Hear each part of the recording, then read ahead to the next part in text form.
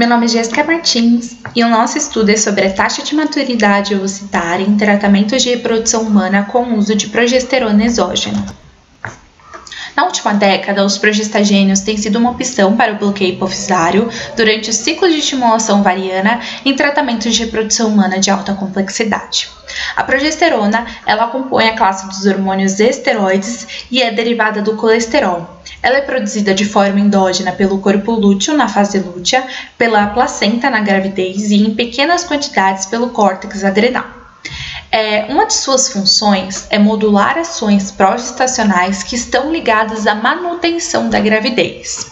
Os progestagênios que são utilizados durante esse ciclo de estimulação ovariana são medicamentos hormonais esteroides que podem ter a sua classificação química em naturais ou sintéticos. Os progestagênios naturais são a própria progesterona e a 17-hidroxiprogesterona.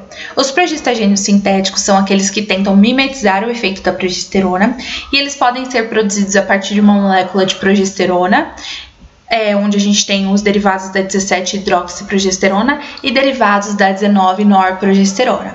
E podemos ainda produzir a partir de uma molécula de testosterona, onde nós temos os derivados da 19-nortestosterona. Alguns exemplos de progestagênios sintéticos, nós temos um que é próximo à progesterona natural, que é a retroprogesterona, que é representado pela dihidrogesterona. Outro é derivados da 17-hidroxiprogesterona, onde nós temos um dos progestagênios mais utilizados, que é o acetato de medroxiprogesterona. Em tratamentos de reprodução humana, onde a gente tem o objetivo de induzir o crescimento, o desenvolvimento e a maturação de múltiplos folículos, é necessário que seja controlado a ovulação. A ovulação é basicamente caracterizada pelo aumento do estradiol ao final da fase folicular em interação com o GnRH, o que induz a secreção de um pico de LH em resposta a esse aumento. E nós temos como consequência desse processo a ovulação. Alguns medicamentos podem ser utilizados para o bloqueio da ovulação e um deles é a progesterona, e alguns estudos vêm sendo feitos para concretizar o uso desse medicamento, né? Eu tenho como exemplo aqui dois estudos, um feito em 2014 que utilizou o acetato de medroxiprogesterona e verificou que ele foi eficaz contra a ovulação. Outro estudo foi feito de 2013 a 2014 que utilizou a progesterona natural, que foi o Trogestan, e concluiu que seu uso pode sim suprimir a ovulação nos ciclos de fertilização in vitro. Porém, o uso da progesterona ele foi limitado. Alguns estudos concluíram que altas quantidades de progesterona causam um ambiente endometrial inadequado para a implantação embrionária. Então, após a descoberta da criopreservação com o primeiro nascimento datado lá em 1999, abriu-se então uma nova perspectiva quanto ao uso da progesterona como parte do protocolo de estimulação ovariana. O comportamento da progesterona ele não deixa dúvidas quanto à eficácia em inibir a ovulação. Porém, alguns dados em questão sobre o uso da progesterona exógena e a maturidade ovocitária ainda são limitados.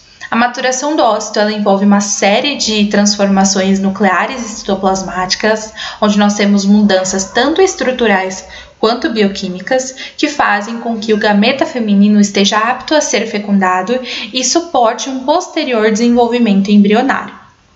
Com tudo isso, avaliar a influência do uso da progesterona exógena é muito importante, visto que não há apenas um protocolo a ser seguido em tratamentos de reprodução humana, além de se fazer necessário estudos para assegurar o uso de tais medicamentos, verificando se há ou não ações diretas ou influências que prejudiquem os tratamentos.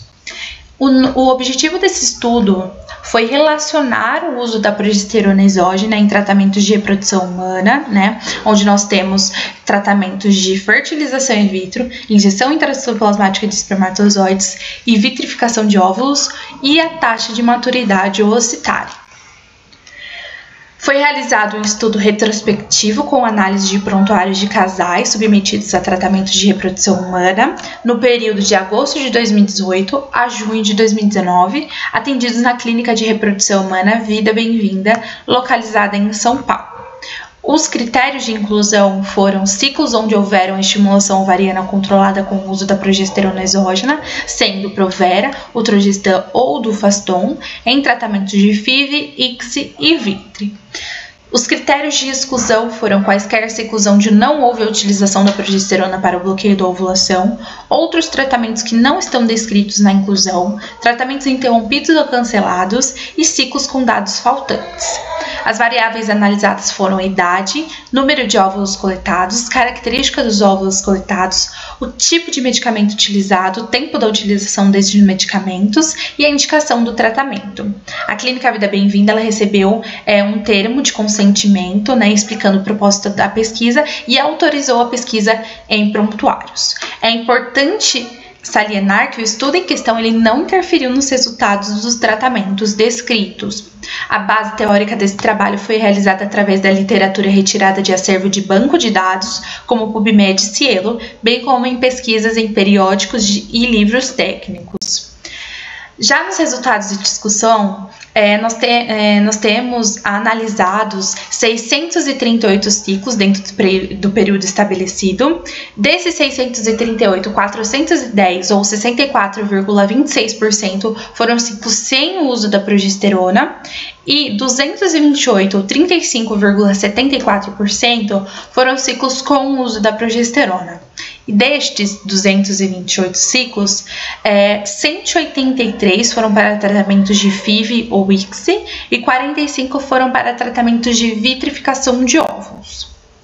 O levantamento de dados dessa pesquisa foi realizado em 93 ciclos que fizeram uso da progesterona como meio de bloqueio da ovulação. Destes, 32,26% utilizou a progesterona natural, outros 32,26% utilizou a dihidrogesterona e 35,48% utilizou o acetato de medroxiprogesterona, definindo então os 3 grupos de estudo dos quais os dados foram analisados separadamente.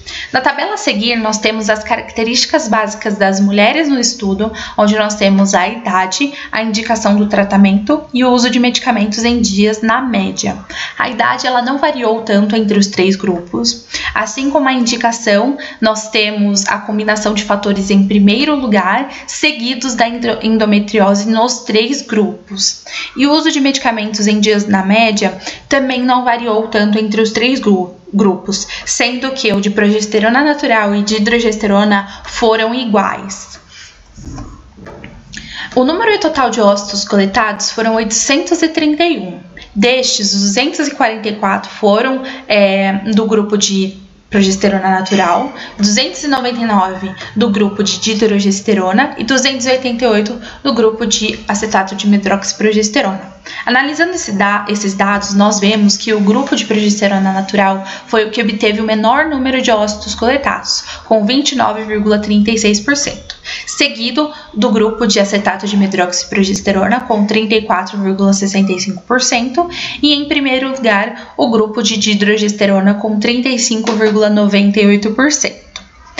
Desses, do total de ócitos coletados, 646 ou 77,73% foram obtidos no estágio de metáfase 2, ou seja, estavam maduros. Analisando os dados individualmente no grupo, eu coloquei a tabela ao lado também, as características dos ócitos coletados em 2 regimes, e eu chamei atenção aqui para os ócitos maduros, na taxa de cada grupo separadamente. E nós vemos que o grupo de dihidrogesterona foi o que obteve o menor número de ócitos maduros, com 72,24%, quando comparado ao número total de ócitos coletados dentro do seu grupo. Um estudo feito por Yawami em 2018 mostrou que a sua taxa de maturidade foi 7,36% maior quando comparados ao nosso estudo, mas mesmo assim foi menor, ficou abaixo quando comparado aos outros grupos da nossa pesquisa. Já os grupos de progesterona natural e acetato de medroxiprogesterona obteve 80,74% e 80,90%, respectivamente, dentro desses grupos de oócitos maduros. Então, quando nós comparamos, né, os dados mostram na nossa pesquisa que a taxa de oócitos maduros obtidos dentro desses grupos, ou seja, progesterona natural e acetato de medroxiprogesterona, foi de fato semelhante a estudos anteriores. É uma diferença bem grande, assim, não vou dizer muito grande, mas é uma diferença até que significativa entre o grupo de dihidrogesterona comparando com os outros, sendo o menor em questão de ócitos maduros coletados. E uma coisa que chama a atenção também é que a taxa de oócitos que apresenta a vesícula germinativa no grupo de dihidrogesterona chama atenção devido à significativa diferença entre os grupos de progesterona natural e acetato de medroxiprogesterona.